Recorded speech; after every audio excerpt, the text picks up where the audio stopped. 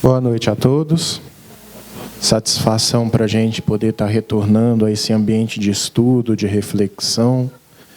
Agradecendo primeiramente a presença de todos, agradecendo os nossos irmãos internautas que sempre nos acompanham através do YouTube, né? E para nós é sempre um motivo de muita satisfação poder estar aqui estudando um pouco da doutrina espírita. Ainda que, como a Mariana bem disse, é um estudo em que as nossas respostas, evidentemente, não são respostas aprofundadas, né?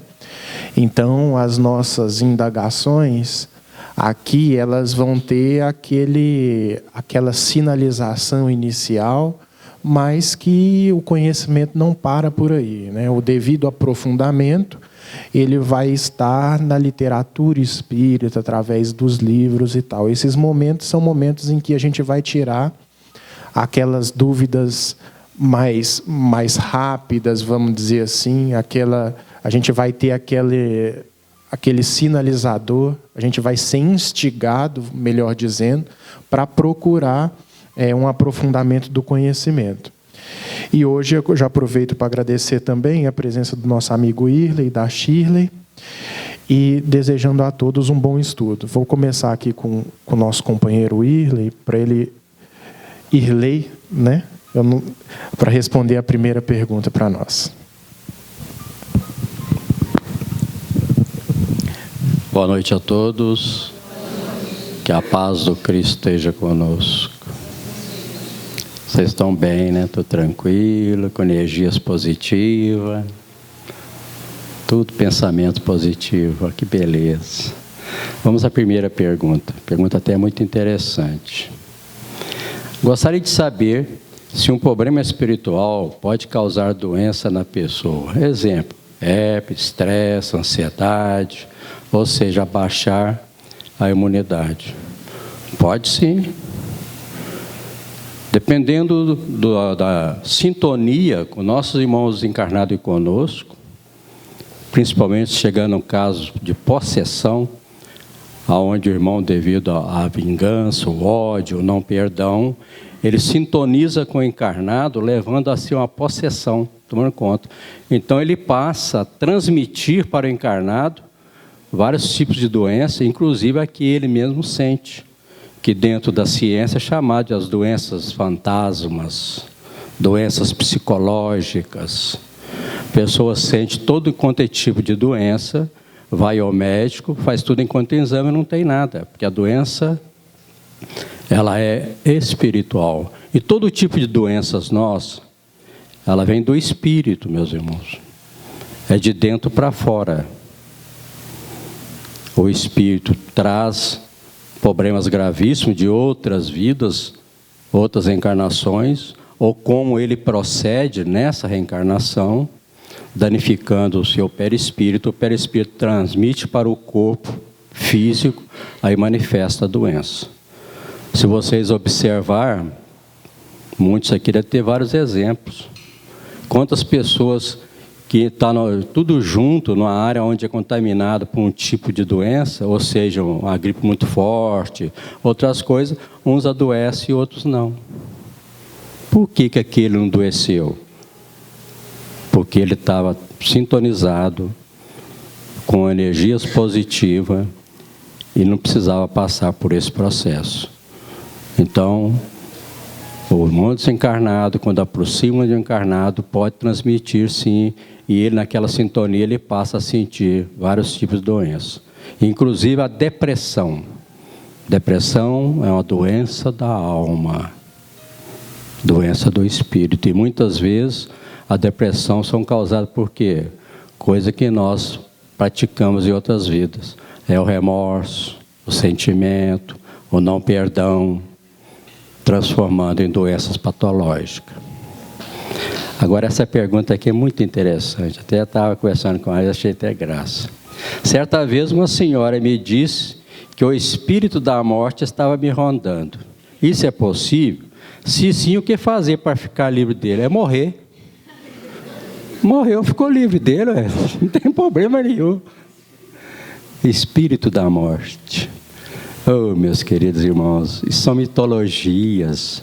Tem até, ele vai chegar perto de vocês com aquela foice comprida, todo vestido de preto, né? De madrugada vai chegar ela de você, vem cá buscá-lo. Ai, meu Deus, não é hora não. Espírito da morte vier. A morte. Todos nós, quando nós reencarnamos, nós temos uma programação de campo fluídico energético, fluido vital. Então, digamos que eu fiz uma programação nessa reencarnação para ficar reencarnado 80 anos. Essa é a minha previsão de reencarnação, podendo ser mais ou menos. Dependendo das minhas condições de vida, eu posso passar para mais, chegar a 100, ou então eu posso reduzir. Se o senhor tem viciações, o alcoolismo, o tabagismo, a gula e outras coisas mais, então se eu sou tabagista, eu estava programado para viver aqui reencarnado 80 anos, eu desencarno com 40, eu sou suicida. E esses 40 anos vão passar por situações lamentáveis, difíceis, que hoje nem é mais inconsciente. Antes, o tabagista é inconsciente, né? Mas não. Até no próprio macigarro está escrito lá, provoca câncer, provoca isso. Aí, como nós somos muito humildes, o que nós fazemos? Viramos uma cigarro do outro lado, pegamos um cigarrinho e vamos fumar à vontade, porque eu não estou vendo, né?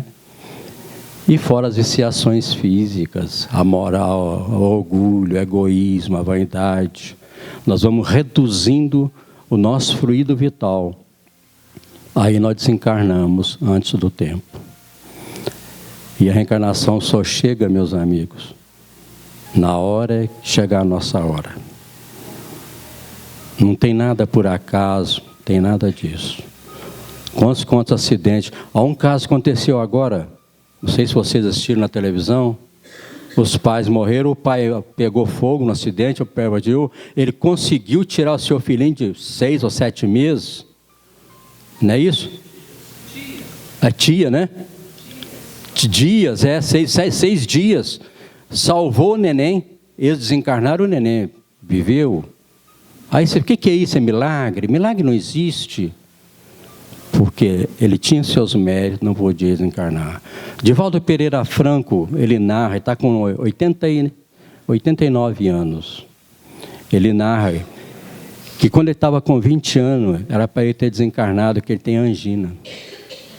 Aí Joana de Anjos se aproximou dele, Divaldo, você vai ficar mais 20 anos que você precisa para cumprir suas missões aqui na Terra. Dizer que já chegou a 89. E falou com Joana de Anjos, que está preparando para reencarnar. Isso nós ouvimos da boca dele na Bahia. Assim, minha querida irmã, deixa eu ir embora primeiro, depois você reencarna. Brincadeira entre que é sotaque baiano. Então nós só desencarnamos na hora que nós chegar a hora. Agora existe as encarnações violentas, o suicídio, e são outras coisas. Mas a morte, para ficar tranquilo, que ela não vão perturbar vocês não. Só vocês morrendo, vocês ficam livres dela. Bom, tem 3 perguntas aqui muito semelhantes e nós vamos respondê-las de uma única vez. Aqui, ó. Todas relacionadas ao egoísmo. A primeira pergunta assim, qual é a visão espírita sobre o egoísmo? A segunda diz assim, como lidar com pessoa egoísta sem entrar em atrito? E a terceira diz assim, sempre vi a atitude de Pilatos como omissão e covardia. Nunca havia pensado que seria um ato de egoísmo. Pode explicar mais sobre isso? Bom, vamos aqui interligá-las todas. Qual é a visão espírita do egoísmo? O egoísmo tem, o espiritismo tem no egoísmo como a mãe de todos os outros padecimentos morais.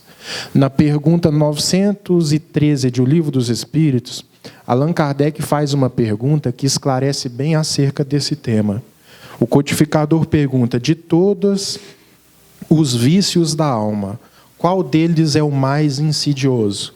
E a espiritualidade categórica responde: o egoísmo, porque dele se derivam todos os outros males. Então, o egoísmo é o grande gerador de nossos problemas. É o grande gerador dos nossos padecimentos morais.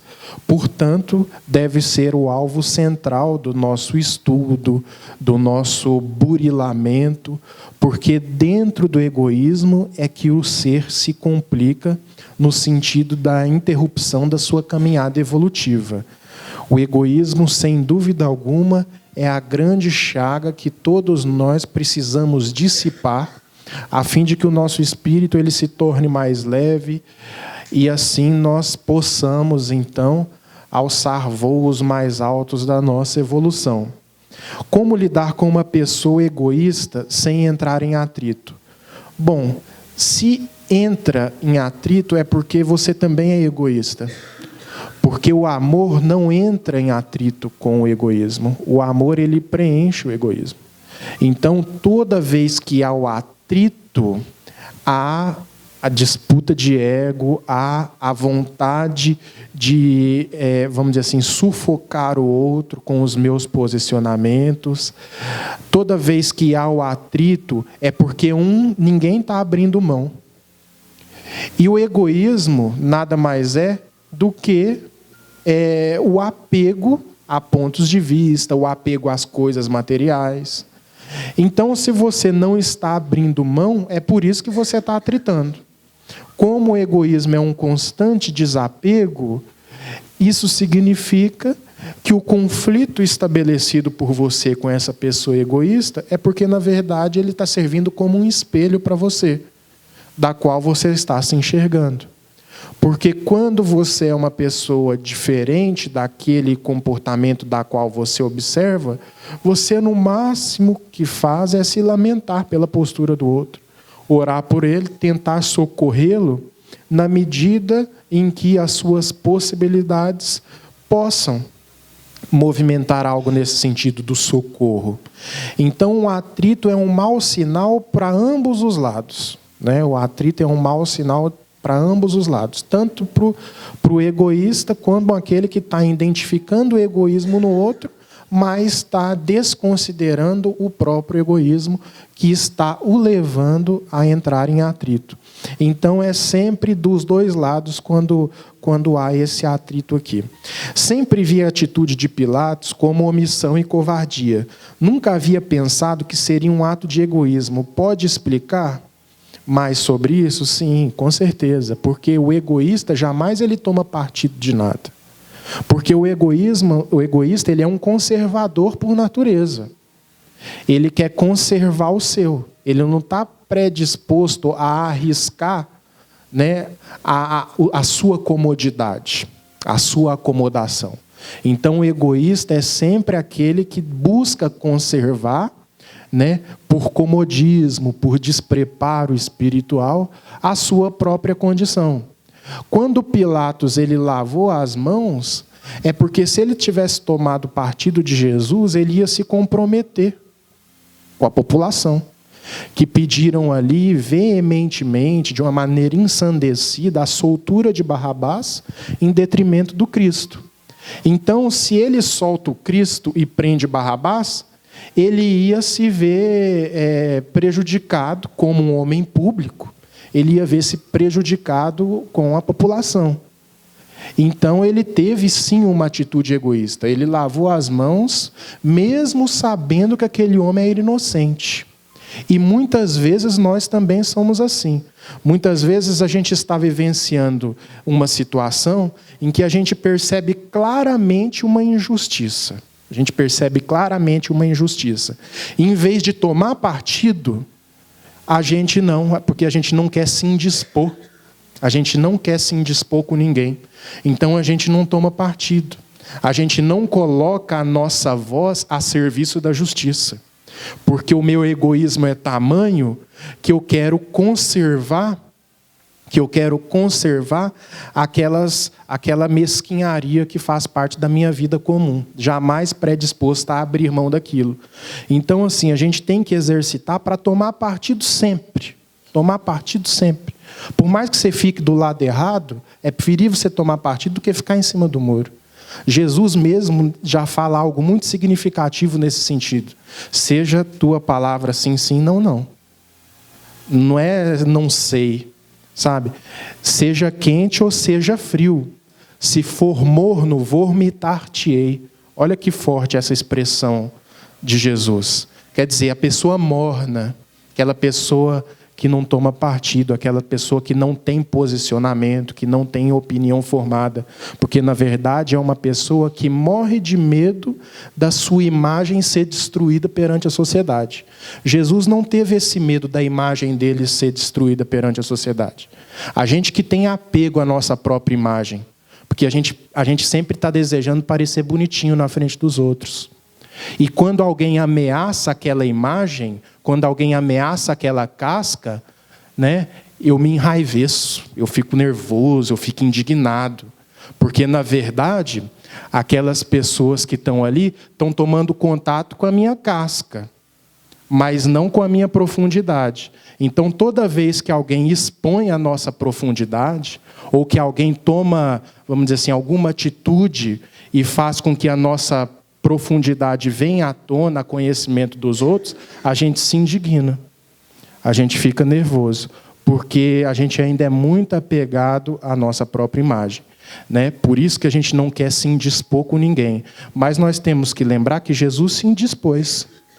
Jesus, ele se indispôs com o Sinédrio, porque ele não abriu mão dos seus posicionamentos. Ele sempre caminhou com a justiça e com a verdade, independente daqueles que o cercavam pensassem de uma maneira diferente. Ele caminhou com as suas convicções até o fim, sem fazer a política muito comum do nosso comportamento, da nossa conduta, que sempre busca a preservação, sempre busca a conservação.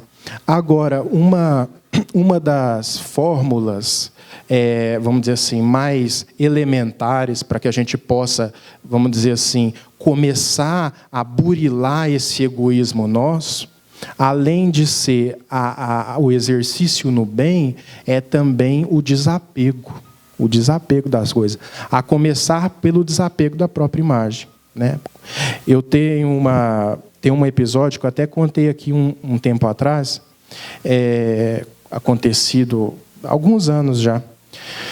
Eu pensava assim, nossa, eu não sou apegado à minha própria imagem, não. Eu não estou nem aí para que as pessoas pensem de mim. Pode pensar o que for. Eu sei de mim e eu tenho que prestar conta para a minha consciência. Eu pensava dessa forma. Eu achava que eu não me preocupava com a opinião dos outros. Até que chegou um acontecimento que eu refleti, não, eu preocupo sim. Eu estava descendo de carro ali a Rua Goiás, até contei esse episódio aqui já, a Rua Goiás de carro ali, e eu estava passando ali perto da Sincal, do hipermercado ABC, onde ficam os irmãos nossos ali comercializando o próprio corpo, né? Eu não sei se vocês já se depararam com aquela cena lá no final da Goiás, lá em cima, né? E aí eu sou muito distraído, eu sou muito lesado andando na rua. Parece que eu ando na rua mais no plano espiritual do que aqui, né? Tanto é assim que se eu ver algum dos senhores na rua e não cumprimentar, não é por mitideza não, sabe? É porque eu ando, parece que cego, eu ando envolvido com meus próprios pensamentos, parece que minha mente apaga. Facinho de ser atropelado qualquer dia desse. Aí eu estava descendo a Rua Goiás, aí minha mãe liga. Aí eu vou parar o carro para atender o telefone, e eu parei justo no ponto que os travestis ficam prostituindo ali na Goiás. Eu parei ali. E eu não sei se algum daqueles companheiros já tinha um cliente com um carro parecido, né? Ou um cliente parecido comigo. Eu sei que o nosso irmão abriu a porta do carro, sentou assim na beiradinha. Eu tomei aquele susto e falou assim, um programinha. Eu falei, não, hoje não, meu irmão. Hoje não. Aí ele foi, desceu do carro, e quando eu fechei a porta, eu fui saindo, eu saí olhando para os lados, sabe? Para ver se alguém tinha visto aquela cena. Porque vocês imaginam, né? Tá passando o Mário ali, que faz a filmagem, tá passando a Shirley ali. Fala, o que é aquilo do Ives? Né? Então, assim, o que é isso? Isso é apego à própria imagem. Por quê? Minha consciência está tranquila, não tinha feito nada. Mas a gente sempre fica bitolado naquilo que o outro vai pensar. O filósofo Nietzsche tem uma pergunta muito desconcertante nesse sentido. O que vale mais para nós, uma consciência tranquila ou uma boa reputação? Eu deixo para os senhores refletirem. Boa noite a todos. Vamos à primeira pergunta aqui.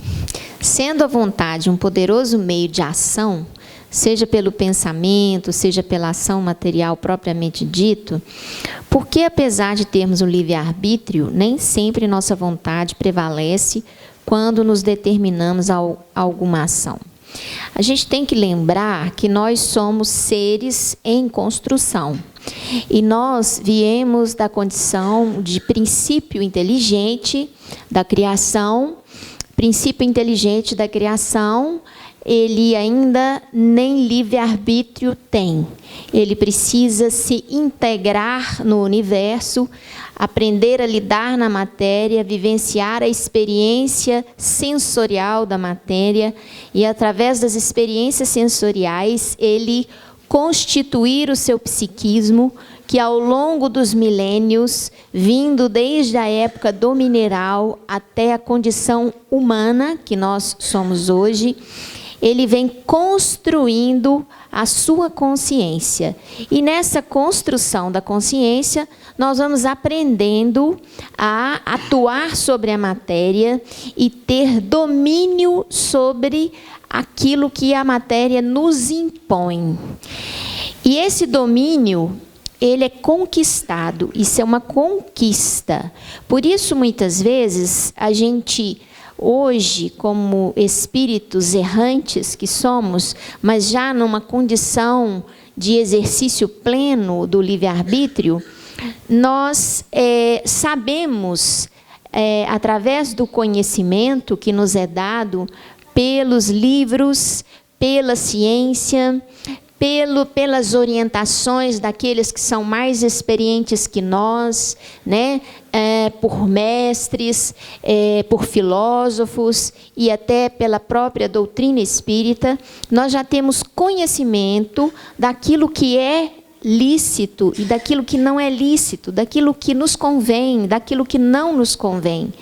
O que ocorre muitas vezes é que, apesar de sabermos disso, nós temos grande dificuldade de exercer o livre-arbítrio pela pressão do psiquismo que nós já temos das existências anteriores, dos hábitos que nós constituímos, que ficam quase que pilares, raízes profundas no nosso psiquismo, dificultando a nossa mudança de hábito. E também, junto a isso, está a nossa preguiça, né, mental, espiritual, de colocar energia nas mudanças, né? Então, na verdade, não nos falta, às vezes, a vontade. O que nos falta é realmente colocar aquilo no dia a dia, na prática, exercitando domínio sobre aquilo que nos cerca. Porque essa que é a proposta do universo como um todo para todos nós espíritos em evolução. Quando a gente pensa em evoluir, a gente entende que nós temos que ter domínio pleno sobre a matéria. E esse domínio pleno sobre a matéria, ele só vem quando nós conseguimos controlar esses desejos todos que podem surgir em função da experiência material. Tá? Quando nós temos capacidade mental de controlar toda a reação às sensações que nós recebemos do ambiente em que nós estamos. Se nós temos pleno controle sobre isso, exercício de controle sobre isso, significa que nós estamos libertos da matéria, né? Que a matéria não nos subjuga mais, mas a consciência está acima da matéria. né? E essa conquista é uma conquista evolutiva e que nós temos que trabalhar dia após dia para que ela se realize, né? Aproveitando o ensejo dessa questão, vem uma pergunta dizendo: não consigo entrar em harmonia com meus pais. Desde que saí de casa e comecei a viver minha vida com meu parceiro, eles nunca mais me viram como filho. Sou apenas um bicho para eles. Isso pode ter ligação com vidas passadas? Olha, queridos irmãos e querido irmão ou irmã, né, que encaminhou a pergunta, existe uma coisa que é uma realidade entre nós, que são os conflitos de gerações. Conflitos de gerações, eles vão existir sempre. Por quê? Porque a cultura humana, ela muda com o passar dos anos. Aquilo que era hábito, costume, aceito como adequado, daqui a 50 anos vai mudar. Então, vamos dar um exemplo muito simples, né? A mulher trabalhar como motorista de ônibus, por exemplo, né? Pensem nisso há 50 anos atrás, né? Isso era até mal visto do ponto de vista social. Não era uma coisa muito bem vista. Hoje nós sabemos que a mulher desempenha essa função com uma maestria tão grande quanto o homem. Tá certo? Então, existe a questão do conflito de geração, de cultura, de costumes, de povos, entre pais e filhos. A segunda coisa, existe a constituição psíquica de cada um, as experiências que cada um passou, os conceitos que cada um absorveu, que são diferentes.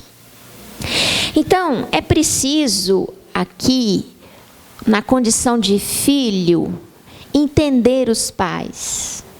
Porque como eles veem, como eles sentem, como eles percebem, pode ser muito diferente daquilo que o é realmente, do verdadeiro. O que pode ser feito? Ter paciência, dar tempo ao tempo, testemunhe a verdade. Você vive bem com seu companheiro, dê testemunho desse amor através de uma conduta digna, né? De uma atitude fraterna, de um comportamento reto, de respeito, né? Se você consegue demonstrar todas essas virtudes na sua relação, é óbvio que com o tempo, né, os pais perceberão que o amor pode estar em qualquer lugar, né? Desde que as pessoas se amem. E que o amor merece o respeito, seja ele como for, aonde ocorrer, com quem ocorrer, merece o respeito, a compreensão. Então, o tempo também de compreensão de cada um e de entendimento, ele precisa ser dado. Ele precisa ser dado a essas criaturas que tiveram experiências completamente diferentes de você, que vive num mundo completamente diferente de 50 anos atrás. Então, eu costumo dizer que os pais, eles podem não concordar com os filhos nas ideias, nas atitudes e nas posturas, mas eu tenho certeza que todo pai ama o filho que tem. Então, por mais que se reproduza como uma atitude cruel ou uma atitude de intolerância por parte dos pais em relação ao que o filho vive no momento, por mais que pareça uma atitude egoística por parte dos pais, na realidade, os pais sempre amam muito. Se é bom para mim, e eu tenho certeza disso, eu preciso dar o testemunho disso, Demonstrando através das minhas atitudes, das minhas palavras, da minha convivência, o quanto eu estou bem, eu estou feliz, eu estou realizado, e o quanto eu posso transportar isso para quem me cerca. Ok?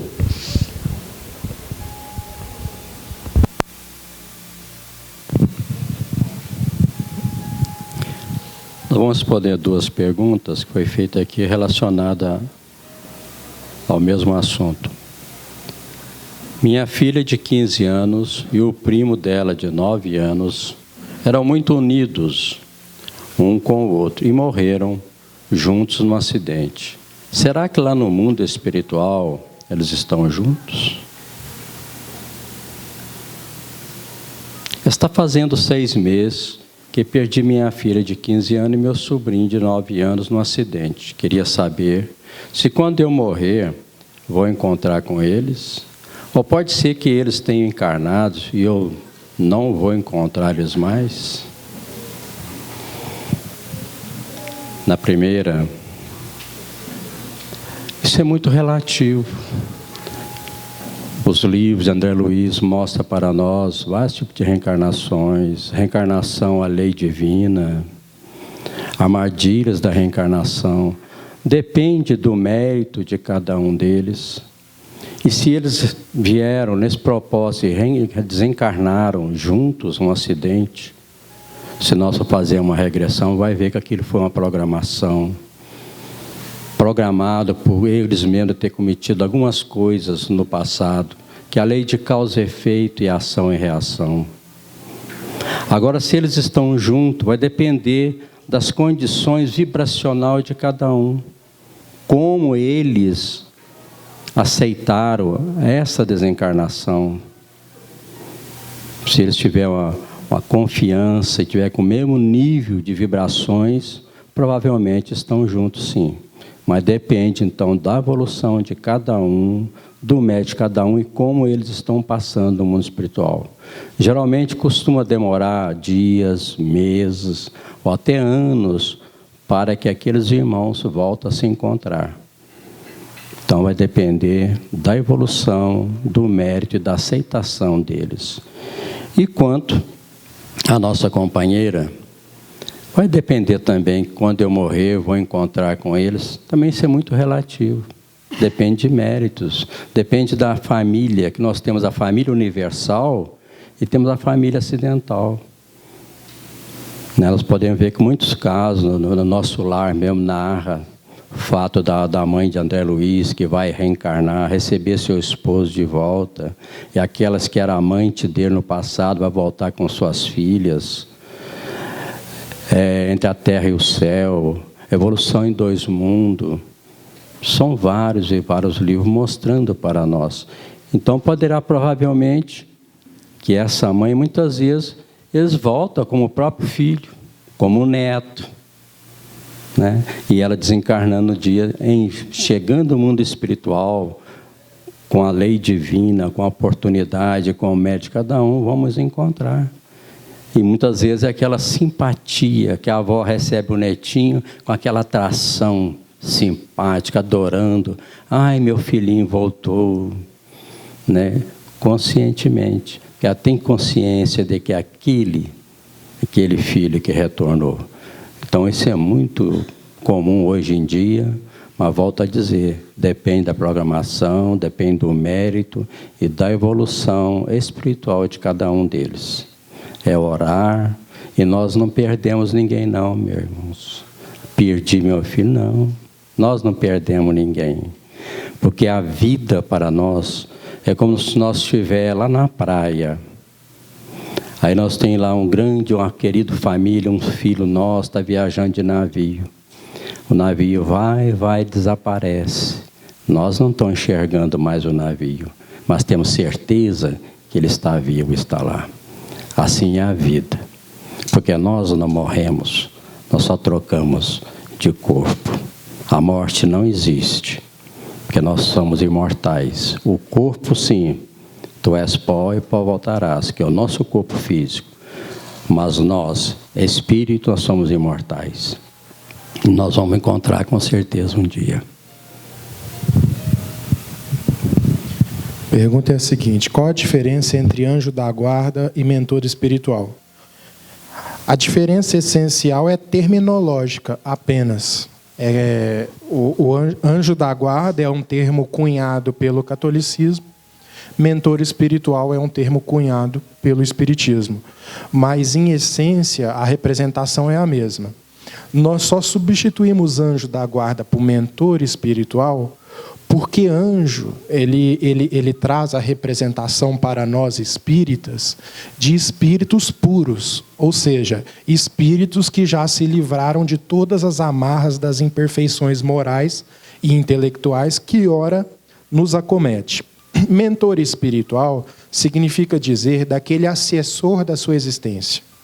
A nossa reencarnação ela é programada no plano espiritual, onde é traçado diretrizes para nós aqui na Terra.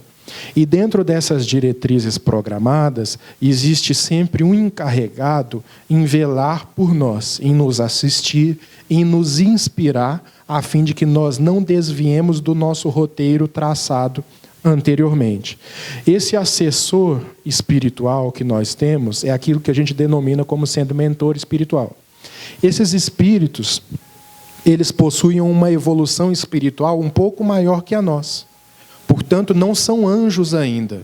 São espíritos mais esclarecidos que nós e que, portanto, são capazes de nos direcionar para aquilo que é de melhor para nós, no sentido da evolução espiritual. Então, o termo mentor espiritual, ele somente se adequa a uma realidade mais racional de definição do termo. Tá certo? Mas, em essência, significa a mesma coisa. Vou responder uma outra pergunta rápida, que é muito interessante, que diz assim: se crianças podem se desenvolver no mundo espiritual. E diz assim: os espíritos obsessores podem influenciar crianças? Bom, essa pergunta, se as crianças elas podem se desenvolver no mundo espiritual, ela não é só pertinente, como ela é muito interessante de nós analisarmos. Porque as crianças se desenvolvem sim no plano espiritual. Porque não existe espírito criança, sabe? Não existe. O que existe é um apego temporal, né, a determinada faixa etária, dependendo da materialidade do espírito. Então, quanto mais evoluído é o espírito, e ele desencarna em tenridade, mais rápida é a lucidez dele enquanto espírito pleno no mundo espiritual. Agora, quanto mais materializado é o espírito, mais lento é o processo dele no mundo espiritual, até que ele se desenvolva e até que ele se perceba como não sendo criança. Porque o estágio da infância, ele é um estágio necessário na carne. Na carne. Aqui que nós precisamos passar pelo estágio infantil, né, da puberdade, adolescência, maturidade e tal. Agora, no plano espiritual, isso não existe, porque nós somos espíritos, né? Então, até mesmo aqui na Terra, quando o espírito é muito evoluído, a maturidade dele é antecedida. Né? Quanto mais evoluído é o espírito reencarnante, mais precocemente ele amadurece. É por isso que as mulheres são mais evoluídas que os homens, né? Porque diz que o amadurecimento das mulheres é muito mais rápido. Mas, brincadeira à parte, é assim que acontece, sabe? O espírito, ele não tem idade, vamos dizer assim, como a gente compreende aqui no plano físico. Até naquele livro Entre a Terra e o Céu, André Luiz ilustra bem essa questão. Existe uma colônia espiritual intitulada Lar de Irmã Clara, se eu não me engano, onde é uma colônia dedicada a receber espíritos que desencarnaram na infância, né, e que ainda estão passando por processos de reajustes, de retomada de lucidez. Então, eles vão para essa colônia a fim de que eles passem por processos naturais, né, de amadurecimento no plano espiritual. E André Luiz indaga, né, que se todos os espíritos que desencarnam na infância é daquele mesmo jeito. E aí ele é esclarecido que não, que se o espírito é evoluído, logo ele retoma a sua lucidez plena no plano espiritual. Então ele pode até desencarnar a criança, mas ele chega no plano espiritual totalmente adulto, totalmente maduro. Agora, quando o espírito não é tão evoluído assim, ele ainda chega lá criança, necessitando de algum tempo para amadurecer. E a outra pergunta é se os espíritos obsessores podem influenciar crianças. Podem sim. Os espíritos obsessores podem influenciar as crianças sim. Apesar de existir uma certa proteção do plano espiritual, que a espiritualidade vem nos dizer que é uma proteção que vai do 0 aos 7 anos, quando se completa, então, a reencarnação, né? Apesar dessa proteção, os espíritos eles podem, sim, influenciar crianças, os espíritos obsessores. Porque a gente tem que analisar a obsessão como sendo um fenômeno mediúnico. É um fenômeno mediúnico patológico. Então, se Allan Kardec ele se utilizou de adolescentes, Allan Kardec, para codificar o Livro dos Espíritos, ele se utilizou de uma menina de 14 e 16 anos, a irmã Céline e Julie, né, Baudin. Céline Jafé, Julie e Caroline Baudin, 14 e 16 anos, respectivamente. Irmãs Dufault também tinha 18 anos, então eram jovens que já tinham um fenômeno mediúnico em si de uma maneira totalmente ostensiva, em que Allan Kardec lançou mão para poder codificar. É claro que uma criança de 11, 12 anos na época de Allan Kardec é diferente. A Shirley falou isso aqui. A criança de 11, 12, 13 anos na época de Allan Kardec, 1857, é uma criança com a personalidade um pouco diferente da criança de hoje em dia. Mas nem por isso deixa de ser criança. Então, os obsessores, eles, assim como os espíritos amigos, os benfeitores, eles podem incidir, sim, contra as crianças, assim como contra os adultos. Porque, como eu disse anteriormente, criança é o corpo. Né? Criança é o corpo. Ninguém é criança. Ninguém é criança. Está criança temporariamente. Bom, eu acho que vai ser a última pergunta, né, da noite. Boa noite, amigos. O que são doenças kármicas? Como elas se manifestam? É possível reverter esse mal no nosso corpo? Obrigada.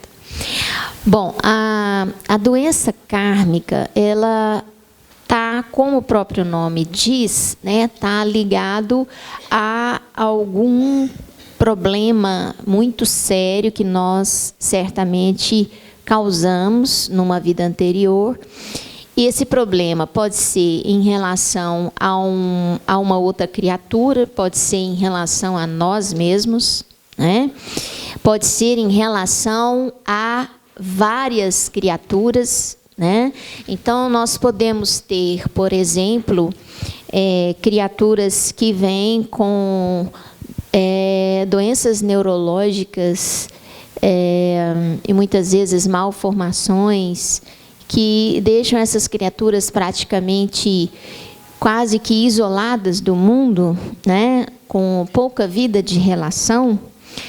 E esses espíritos, muitas vezes, teve em reencarnações anteriores muito poder sobre outras criaturas. Muitas vezes ele tinha muito conhecimento, muita ciência, né? Ou às vezes muito poder, muito dinheiro, muito poder político, e prejudicou a muitas pessoas. E muitas vezes vem numa reencarnação sem a capacidade de se relacionar com as pessoas, né? Vem com limitações cerebrais. Aquelas criaturas que atentaram contra a própria vida, lesando o seu corpo espiritual, deixando marcas psíquicas profundas, que vão ser cicatrizadas, vamos dizer assim, vão ser eliminadas do seu corpo psíquico através de, muitas vezes, uma enfermidade no corpo físico, onde é expurgado toda aquela carga magnética que foi concentrada em virtude de um ato contra a própria vida, como uma tentativa de suicídio ou mesmo um suicídio de fato, né? Quando eu provoco isso, eu estou lesando o meu perispírito e eu posso vir na próxima vida com doenças kármicas, em virtude de uma atitude intempestiva como essa. Então, a doença kármica está muito relacionada a essas questões profundas de problemas que nós criamos para a nossa consciência e que vão ser retratadas no corpo físico com uma forma de nos fazer refletir e eliminar toda essa carga magnética que nós implantamos no nosso corpo espiritual.